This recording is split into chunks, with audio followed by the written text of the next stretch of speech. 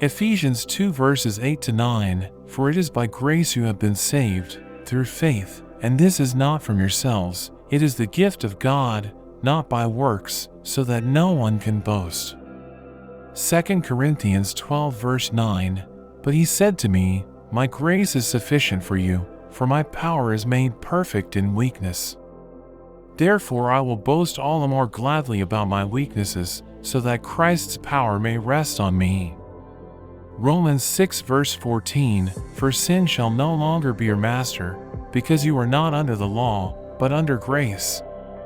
Titus 2 verses 11 to 12, For the grace of God has appeared that offers salvation to all people. It teaches us to say no to ungodliness and worldly passions, and to live self-controlled, upright and godly lives in this present age.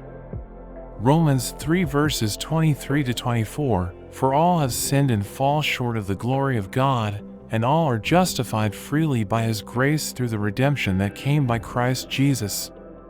John 1 verses 16 to 17, Out of His fullness we have all received grace in place of grace already given. For the law was given through Moses, grace and truth came through Jesus Christ.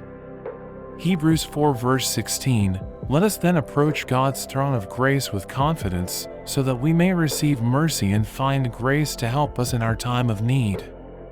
Acts 20 verse 32, Now I commit you to God and to the word of His grace, which can build you up and give you an inheritance among all those who are sanctified.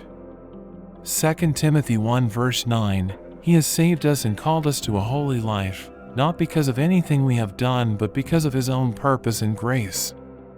This grace was given us in Christ Jesus before the beginning of time. Colossians 1 verse 6, In the same way, the gospel is bearing fruit and growing throughout the whole world, just as it has been doing among you since the day you heard it and truly understood God's grace. Thank you for watching. I hope you enjoyed the video.